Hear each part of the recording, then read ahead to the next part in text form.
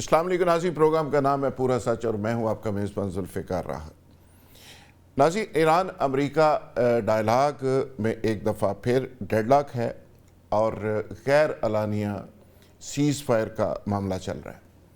Trump صاحب اپنی عادت کے مطابق دھمکیاں بھی دے رہے ہیں اور ساتھ ساتھ ایران کی قابلیت کا لوہا بنوانے کی باتیں بھی کر رہے ہیں اور کہہ رہے ہیں کہ یہ بڑی کمال قوم ہے، گفٹ لینے اور دینے کی باتیں بھی کر رہے ہیں۔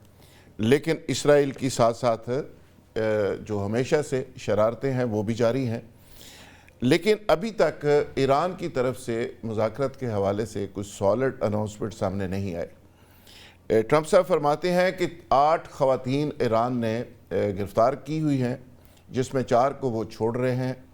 ایرانیوں کا بہت شکریہ، اور 4 کو 1 مہینہ سزا دینے کے بعد چھوڑ دیا جائے گا، اور ہم ان خواتین کے اوپر کوئی کمپرومائز نہیں کر سکتے۔ آپ نے ہرمز کے اوپر 30 ممالک کی کانفرنس یو کے میں چل رہی ہے اور اس میں فیصلہ کیا جا رہا ہے کہ ہرمز کو ہم کسی صورت میں بند نہیں کرنے دیں گے۔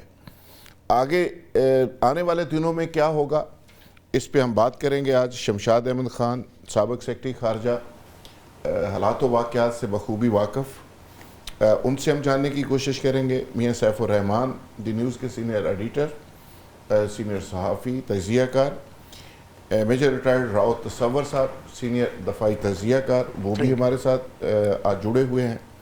شمشاد احمد خان صاحب، ہمیشہ کی طرح آپ سے آغاز کرتے ہوئے، ٹرمپ صاحب کو بھی وکٹری چاہیے، ایک کپ چاہیے اور جس کا سائز اس کی مرضی کے مطابق ہو، اور ایرانیوں کو بھی ایک وکٹری اور اس کے ساتھ ایسا آئیڈیالوجیکلی کپ چاہیے جو اپنی قوم کو، امت مسلمہ کو اور اپنے پاسداران انقلاب کو اور اپنی عوام کو وہ دکھا سکیں کہ ہم نے سپر پاور کو شکست دے دی ہے۔ یہ 2 کپ پاکستان بنا رہا ہے، یہ وکٹری کے 2 کپ بنانے میں اتنی دیر لگ گئی ہے، یہ کہاں سے آئیں گے، کیسے ہم دیں گے دونوں کو؟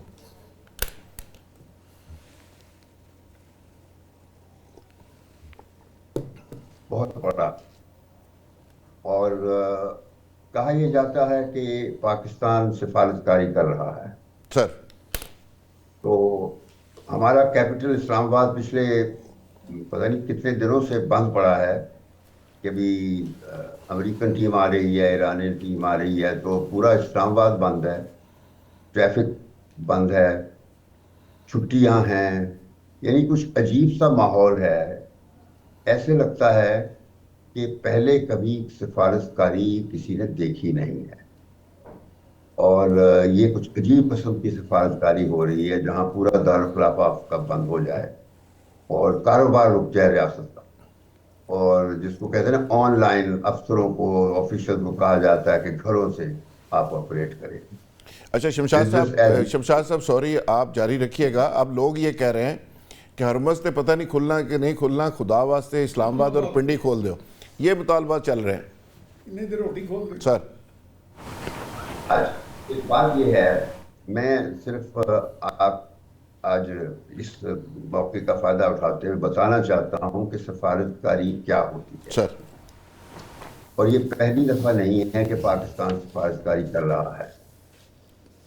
اور میں نے پہلے بھی ایک دفعہ کسی لائیو پروگرام میں یہ بات کہی تھی، تو وہاں جو دوسرے لوگ تھے وہ یہ باتیں کر رہے تھے، یہ انپریسیڈنٹڈ ہے جی، پہلے کبھی کسی نے یہ نہیں کیا جو ہمارے پرائم منسٹر نے کیا ہے اور فیلڈ مارشل نے کیا ہے۔ سر، تو میں نے اس وقت یہ کہا تھا کہ یہ پہلی دفعہ کوئی اتنا بڑا کارنامہ نہیں ہو رہا، بہت امپورٹنٹ بات ضرور ہو رہی ہے، لیکن اس سے زیادہ اہمیت والا واقع پہلے ہو چکے ہیں، پاکستان کی تاریخ میں ہو چکے ہیں۔ سر، ایک واقعہ تو میں نے ویسے ہی سنا دیا تھا کہ جس وقت یحییٰ خان، جنرل یحییٰ خان ملک توڑ رہا تھا 1971 میں، اس وقت اس وقت جب بھٹو یحییٰ خان کے ساتھ مل کر پاکستان اس سے توڑوا رہا تھا، اس وقت سڈنلی امریکہ کا پریزیڈنٹ رچرڈ نکسن لاہور میں یحییٰ خان کو ملنے آیا تھا، ساؤتھ ایشیا، اندرا گاندھی کے ساتھ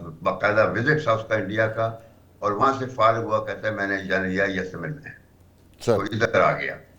یہاں ایک 1-on-1 میٹنگ تھی اس کی جنرل کے ساتھ، اور اس میں تیسرا آدمی صرف ہمارا فورن سیکرٹری بیٹھا تھا، سلطان خان، بہت बड़े काबिल हमारे सिफारशकार थे। सर तो ये 3 शख्सियतें थीं।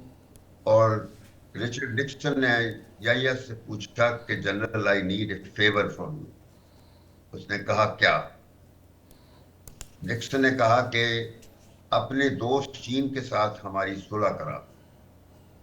अब मैं आपके जो ऑडियंस है सर उनकी इत्तला के लिए बता दूं कि क्या सुलह से मतलब क्या था, क्योंकि पाकिस्तान में किसी को पता नहीं है कि ये सुलह क्या होती है और किस वजह से निक्सन को कहना पड़ा था। सर वो ये था कि जब यूनाइटेड नेशंस बना था 1945 में, दूसरी जंग अजीम के बाद, तो उस वक्त अभी चाइना बना भी नहीं था।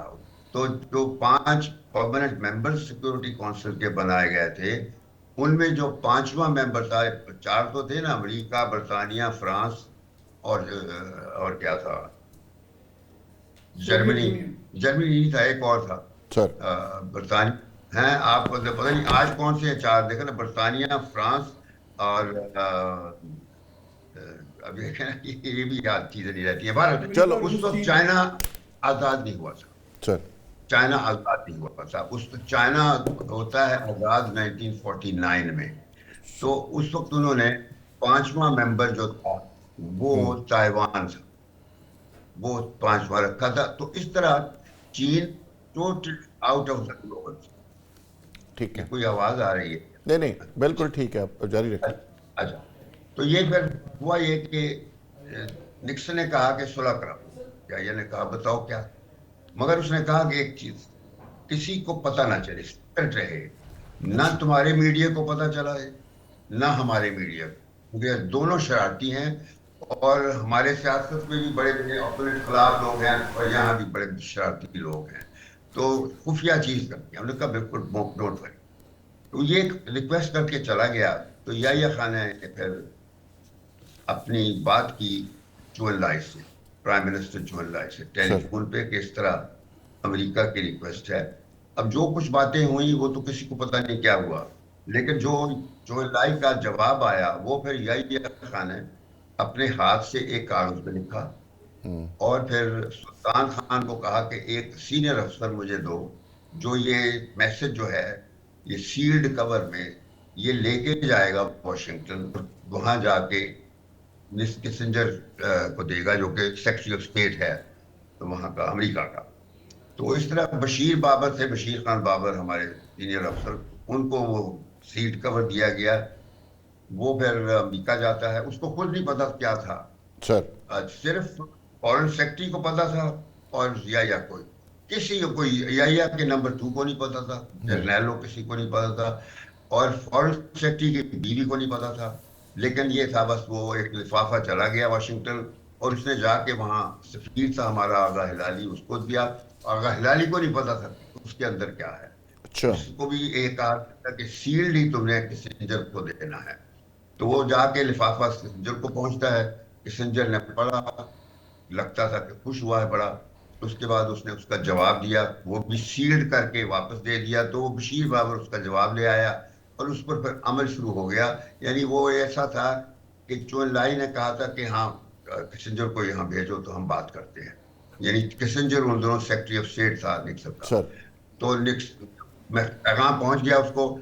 और फिर कुछ दिनों बाद किसिंजर जो है इस्लामाबाद पहुंच जाता है, लेकिन आते ही उसको बीमारी हो जाती है, पेट खराब हो जाता है उसका।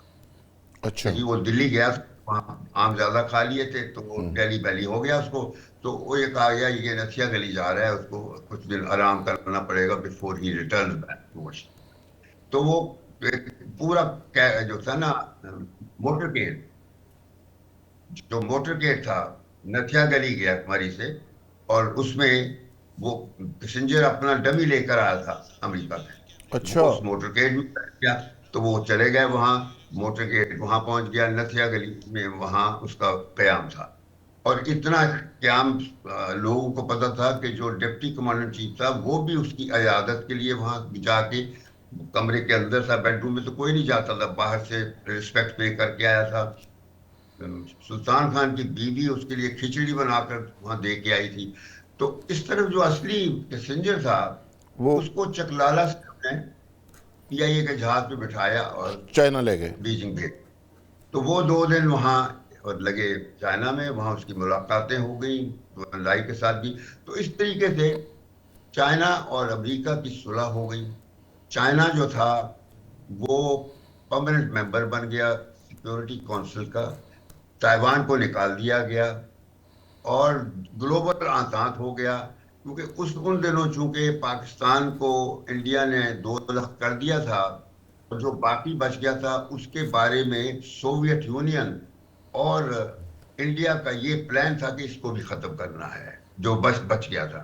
تو لیکن پھر چائنا اور امریکہ نے مل کر اپنے بیڑے شیڑے دکھا کے ہاں وہ سوویت یونین کا سارا پلان خراب کر دیا. تو گلوبل آتات ہو گیا تھا، یعنی دنیا کی جو پالیٹکس تھی وہ بدل گئی تھی. یہ پاکستان کا کارنامہ تھا پہلا.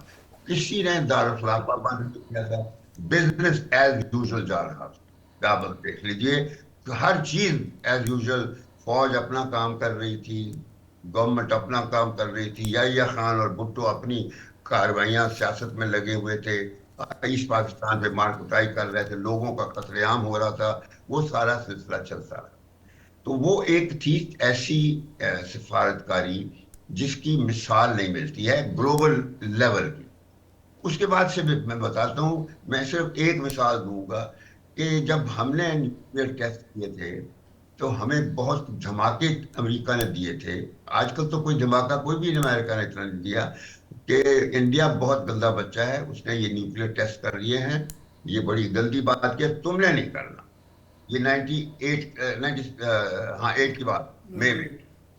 تو اور ہم نے ٹیسٹ کرنا تھا، اگر انڈیا نے کر لیے تھے تو وہ کرنا تھا. تو اس وجہ سے ہمارا فیصلہ یہ تھا کہ ہم نے ٹیسٹ کرنے. لیکن پہلے دن سے ہی ہمیں پریشر تھا.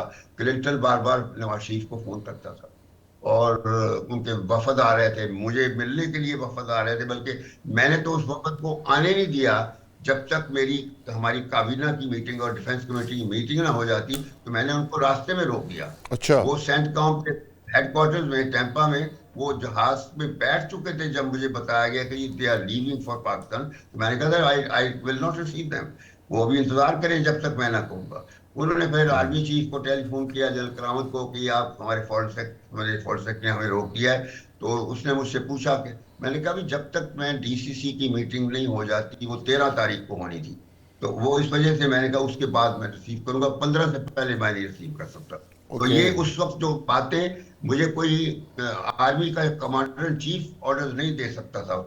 اس وقت I was taking the decision, میں بتا دوں، کیونکہ پرائم منسٹر کا کانفیڈنس مجھ پہ تھا. تو ہم نے بہرحال ان کو 15 تاریخ کو بلایا. اس سے پہلے کلنٹن کی باتیں ہو چکی تھی. بہرحال مقصد میرا کہنے کا ہے کہ ہم نے نیوکلیئر ٹیسٹ کیے اور اس کے بعد ٹیسٹ کرنے کے بعد پھر حالانکہ اتنا دباؤ تھا، وہ سینکشن لگے، سب کچھ ہوا، لیکن کلنٹن نے پھر ہمارے پرائم منسٹر کو واشنگٹن میں دسمبر میں بلایا، انوائٹ کیا. اور یہ وہاں پہ پہلی بات اس نے کہی جو میٹنگ شروع ہونے سے پہلے، اس نے کہا کہ پرائم منسٹر ہنس کے had I been in your place I would have done exactly the same thing. یعنی مقصد تھا کہ جو تم نے ٹیسٹ کر لیے ہیں you have done the right thing، کیونکہ یہ تمہارے اپنے مفاد میں تھا. تو اس سفارتکاری کا نتیجہ یہ ہوا کہ ہم امریکہ کے پریزیڈنٹ کے پاس آ کے بات سنتے ہیں. اور بدلے کی بات یہ ہے کہ اس کے بعد وہاں سے جو بلایا گیا تھا اس نے ہمیں یہ کہنا تھا کہ اب دیکھو تم ٹیسٹ کر لیے ہیں، لیکن اب ایک بات کرو کم از کم، وہ یہ ہے کہ C T B T sign کرو، کمپریہنسو ٹیسٹ بین ٹریٹی ہے. تو وہ ہم نے فیصلہ کر لیا تھا کہ ہم نے نہیں سائن کرنا، کیونکہ انڈیا نے نہیں سائن کیا تھا. تو we had made up our mind کہ ہم نے نہیں سائن. جب ہم جہاز پہ اوپر جا رہے تھے تو اس کے ساتھ اس کا چھوٹا بھائی بھی تھے جو آج کل چیف پرائم منسٹر ہے. تو جب میں پرائم منسٹر کو بریف کر رہا تھا تو اس نے مجھے وہاں سے بلایا ایسے کر کے کہ سیکٹر صاحب ایک منٹ میری گل سننا. تو میں نواز شریف کے پاس بیٹھا اس کو بریفنگ دے رہا تھا. تو جو اس نے بات کی میرے کان میں کر کے کہتا ہے کہ اتھے اوول آفس کرسیاں کنیاں ہوں گیا.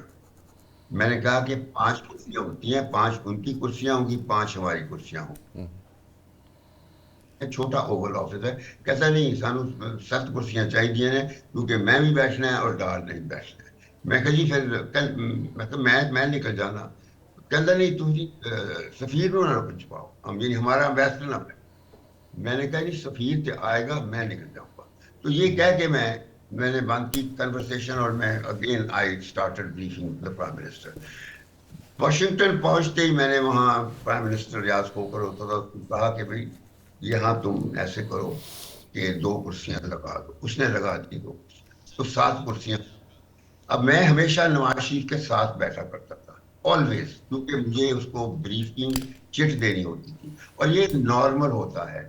अब वो क्लिंटन को चिट्ठें मिल रही थी, उसकी सेक्रेटरी ऑफ स्टेट बैठी थी साथ मैडलिन ऑलब्राइट, और मैं उसके साथ नहीं था, उसके साथ शहबाज शरीफ बैठा था और डार बैठा था और बाकी 2-3 ये मुशाहिद वगैरह। तो मैं और एम्बेसडर 6-7वें नंबर। हमें उनकी बात ही नहीं समझ आ रही थी कि वो बातें क्या कर रहे हैं। ओवल ऑफिस में कुर्सियां जाली लगाई गई थी, उन पर बैठे थे हम। तो जब मीटिंग खत्म हो गई तो उसके बाद मेरी मीटिंग थी स्टोव टैलबर्ट, जो मेरा काउंटर पार्ट था, deputy secretary of state department में। तो मैं वहां गया तो वो बड़ा खुश था, उस मीटिंग से आ चुका था, वो भी मीटिंग में था। तो मेरे जफ्फी डाल के कहने लगा, शायद I am so happy that you have agreed. मैं कहा व्हाट? कहता है you have agreed to sign the CTBT। मैंने कहा सवाल ही पैदा नहीं होता। मैंने कहा it was a logistics problem. Your president was sitting with Madeleine Albright, who was briefing him on every aspect, and I was sitting 5 chairs away. I was not even listening to what was being said by the other side. मैंने कहा, कहता नहीं but मुझे कहता but Shahbaz शरीफ है confirmed it. मैं कहा, वो कहता कि अभी स्टेट डिपार्टमेंट आया था शहबाज शरीफ और वो हमें कंफर्म कर गया है। मैंने कहा हु इज शहबाज शरीफ? कहता है he is his first brother. मैंने कहा सो व्हाट? कहता है he is the chief minister of Punjab. मैंने कहा सो व्हाट? कहता है, मैंने उसको कहा फिर, मैंने कहा कि क्लिंटन जो उसकी क्लिंटन की फर्स्ट वाइफ लेडी है, अगर वो इस किस्म के मामला अमेरिका के इंटरेस्ट के करने शुरू कर दे, विल यू एक्सेप्ट इट? तो मैंने कहा कि अपने DG को कहा नोट कर लो कि मैं रिफ्यूज कर रहा हूं कि we have not agreed to sign CTBT। अच्छा, ये फिर रिकॉर्ड मैंने दुरुस्त करवाया सामने, और ये स्टेट डिपार्टमेंट गुफ्तगू हो रही है और ये फिर मीडिया में गई। वहां से मुझे नसीम ज़हरा ने फोन करके पूछा कि ये हुआ था। मैंने कहा हाँ मैंने लड़ाई कर दिया, मैं महसूस कर दिया, और मैंने इसको कह दिया था स्टोव को। मैंने कहा on national security issues I am your interlocutor, ये तो मैं ही फैसले करता हूँ। शमशाद अहमद खान साहब सुनाया है सिफारतकारी का। मैं ये कहना तो, चाहता हूँ ये तो सिफारतकारी नहीं हो रही है। बात अब सुन लीजिए, मुझे पता है you are in A Hari now, नहीं आज के दिन पे जरा मैं चाह रहा हूँ कि ये तो आपने बड़ी हिस्टोरिकल और बड़ी कमाल की, मैं बता रहा हूँ कि असल में बात में ये जो असूलन मैं भी ये सोच रहा था कि बहुत अच्छा हुआ है कि ये बड़े हाईएस्ट लेवल पे ट्रंप ने हमारे प्राइम मिनिस्टर से बात की है, उसको ट्वीट भेजा था कि सीज फायर करवा दो, और हमारा प्राइम मिनिस्टर जाके ईरान बात कर, आर्मी चीफ जाके ईरान बात कर रहा है, 3 दिन वहां गुजारे, और ये प्राइम मिनिस्टर 4 मुल्क मिनिस्टर। तो मैं सोच रहा था हाई लेवल की इतनी सिफारिशकारी हो रही है तो ये अब तो का नतीजा पॉजिटिव होगा। लेकिन किसी को ये नहीं समझ कि जब जो सिफारिशकारी होती है नतीजों वाली, वहां बड़े लेवल पे कभी भी फैसले डायरेक्टली नहीं होते। आप अगर समझने की कोशिश कीजिए, फैसले वर्किंग और टेक्निकल लेवल पर होते हैं, जहां पे ड्राफ्ट बनते हैं। वो तो वर्किंग ग्रुप और टेक्निकल ग्रुप तो कंटिन्यूसली मिल रहे हैं आपस में। तो वही ना कि वो जो आपस में बातें कर रहे थे वो तो किसी की यानी सोच में ही नहीं थे, ड्राफ्ट ही नहीं कहीं था, किसी जगह पता ही नहीं था। यानी इतने मुश्किल प्रॉब्लम से 15 पॉइंट उसके थे, 10 पॉइंट उसके थे, उन पे बाकायदा टेक्निकल लोगों की इन्वॉल्वमेंट चाहिए थी, उनकी मदद की जरूरत थी, टेक्निकल और ऑफिशियल। और हमारे फॉरेन ऑफिस वाले इन्वॉल्व थे, वो कहते हैं हम इन्वॉल्व थे, और अगर वो ना होते तो बिल्कुल ही अनपढ़ हो जाते। लेकिन असल चीज ये है कि जब बड़े मामलात, ऊपर के मामलात पर हल करने की डायरेक्टली तू में कोशिश की जाती है कि फैसले नहीं होते हैं, वहां बिल्कुल सही ट्रंप जैसी शख्सियत। शमशाद साहब आपने बिल्कुल ठीक कहा। बड़े लोग जब आते हैं वो तो एक सिंबॉलिकली फोटो सेशन होता है, बेसिकली बैकडोर चीज़ें हो रही होती हैं, टेक्निकल ग्रुप काम कर रहे होते हैं, सफारती ग्रुप काम कर रहे होते हैं, और कंटिन्यूसली बैकडोर डिप्लोमेसी चल रही होती है, और वहाँ से چیزیں میچور ہو کے ایک ایگریمنٹ کی شکل میں ایگری کی جاتی ہیں۔ شمشاد صاحب بہت شکریہ، آپ نے بہت بنیادی چیزیں بتائیں اور ایک نیا نیریٹو سفارتکاری کا ہمارے سامنے رکھا، ہمیں بہت کچھ جاننے کا موقع ملا ہسٹوریکلی۔ قاضی احمد اکبر صاحب پی ٹی آئی سے تعلق ہے، انہوں نے بھی ہمیں جوائن کیا ہے، انہی کے پاس ڈائریکٹلی چلے جاتے ہیں۔ قاضی احمد اکبر صاحب، آپ ذرا یہ بتائیے گا کہ جو سچویشن آپ دیکھ رہے ہیں، ٹرمپ صاحب کی دھمکیاں، ٹرمپ صاحب کے الٹے سیدھے بیانات، ایران کی خاموشی اور ہرمز کے اندر جو سچویشن ہے وہ آپ کے سامنے ہے، کیا دیکھ رہے ہیں آپ آنے والے دنوں میں کیا ہو رہا ہے؟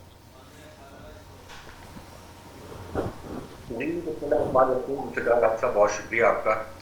شمشاد علی صاحب کی بات سننے کے بعد تو خیر ہماری کوئی فورن افیئرس کے اوپر بات کرنا جو ہے اس کا تو خیر وہ وزن رہتا ہی نہیں، بٹ میں تو ایز اے لے مین، ایز اے گلوبل سٹیزن یہ کہنا چاہتا ہوں کہ یہ جو ایک نیگوشیشنز کا فیز سٹارٹ ہوا ہے، اور ابھی تک تو میں نہیں سمجھتا کہ یہ کوئی بہت کامیابی کی طرف جا رہا ہے جس طرح شمشاد صاحب نے فرمایا، بیکاز دیکھیں نا، کویسچن تو یہ پیدا ہوتا ہے کہ جو نیگوشیشنز ہو رہی ہیں اور ان کو جو ہم میڈیٹ کر رہے ہیں، اس میں جو سب سے پہلی اور بڑی اچیومنٹ آئی وہ آپ کی آئی in terms of ceasefire. تو yes, that was a big success.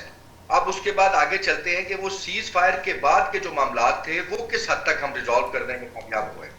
تو میں سمجھتا ہوں کہ اس میں تو ہم مکمل طور پر ناکام ہو چکے ہوئے ہیں۔ فی الحال آگے کیا ہوتا ہے، 2 دن بعد کیا ڈیولپمنٹ آتی ہے، وہ ایک بڑی ڈیفرنٹ سچویشن ہوگی۔ قاضی صاحب یہ بڑا پیچیدہ بڑا کمپلیکیٹڈ معاملہ ہے۔ قاضی صاحب، اسرائیل جو گریٹر اسرائیل کا پلان لے کے بیٹھا ہوا ہے، ایران ایک بڑی پاور کے طور پہ مرج ہوا ہے، ایک سپر پاور کے ساتھ لڑائی ہے، ٹرمپ جیسا ایک عجیب و غریب شخص سے واسطہ ہے، آپ اس کی ثالثی کر رہے ہیں۔ چائنا رشیا کا اپنا انٹرسٹ ہے، اکانومی کا ایک پورا بیک گراؤنڈ ہے ساری جنگ کا، تو یہ کوئی 2 کونسلر 2 ناظموں کی لڑائی تو ہے نہیں، تو یہ ایک بڑا کینوس ہے اس کا، تو ایک آدھے دن میں ایک چند گھنٹوں میں تو نہیں ہو سکتی، اس کے لیے کوششیں تو ہو رہی ہیں بہرحال پاکستان کی طرف سے۔